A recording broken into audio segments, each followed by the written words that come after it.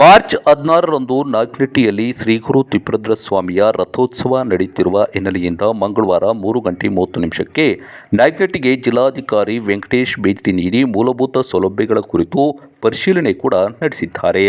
ನಂತರ ಮಾತನಾಡಿದ ಜಿಲ್ಲಾಧಿಕಾರಿ ವೆಂಕಟೇಶ್, ನಾಗನಟ್ಟಿಯಲ್ಲಿ ಶ್ರೀ ಗುರು ತಿಪ್ಪೇರುದ್ರ ಸ್ವಾಮಿಯ ರಥೋತ್ಸವವು ಮಾರ್ಚ್ 16ರಂದು ನಡೆಯಲಿದ್ದು, ಈ ರಥೋತ್ಸವಕ್ಕೆ ಸುಮಾರು 5ರಿಂದ 6 ಲಕ್ಷ ಭಕ್ತಾದಿಗಳು ಬರುವ ನಿರೀಕ್ಷೆ ಇದ್ದು, ಅತಿ ಹೆಚ್ಚು ಬಿಸಿಲು ಇರುವುದರಿಂದ ಭಕ್ತಾದಿಗಳಿಗೆ ಸಮರ್ಪಕವಾಗಿ ಶುದ್ಧ ಕುಡಿಯುವ ನೀರು ಪೂರೈಕೆ ಮಾಡಬೇಕು ಎಂದು ಪಟ್ಟಣ ಪಂಚಾಯತ್ ಮುಖ್ಯ ಅಧಿಕಾರಿ ಒ. ಶ್ರೀನಿವಾಸರವರಿಗೆ ಜಿಲ್ಲಾಧಿಕಾರಿ ವೆಂಕಟೇಶ್ ಸೂಚನೆ ನೀಡಿದರು.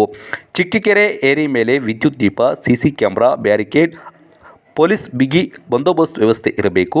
ಶ್ರೀ ಗುರು ತಿಪ್ಪೇರುದ್ರ ಸ್ವಾಮಿ ನಿರ್ಮಿಸಿರುವ 2 ಕೆರೆ ಈ ಬಾರಿ ತುಂಬಿರುವ ಹಿನ್ನೆಲೆಯಲ್ಲಿ ಭಕ್ತಾದಿಗಳು ಕೆರೆ ಒಳಗೆ ಇಳಿಯದಂತೆ ಜಾಗೃತಿ ವಹಿಸಬೇಕು ಎಂದು ಪೊಲೀಸ್ ಇಲಾಖೆ ಅಧಿಕಾರಿಗಳಿಗೆ ಸೂಚನೆ ನೀಡಿದರು. ತೇರು ಬೀದಿ ರಸ್ತೆಯಲ್ಲಿ ಡಾಂಬರೀಕರಣ ಆದ ಮೇಲೆ ಪೌಡರ್ ಹಾಕಬೇಕು. ತೇರು ಸಾಗಲು ಯಾವುದೇ ಅಡಚಣೆಯಾಗದಂತೆ ಕ್ರಮ ವಹಿಸಬೇಕು. ಪಟ್ಟಣದಲ್ಲಿ ಎಲ್ಲ ಕಡೆಗಳಲ್ಲಿ ಹಸಿ ಕಸ, ಒಣ ಕಸ ಡಬ್ಬಿಗಳನ್ನು ಇಡಬೇಕು.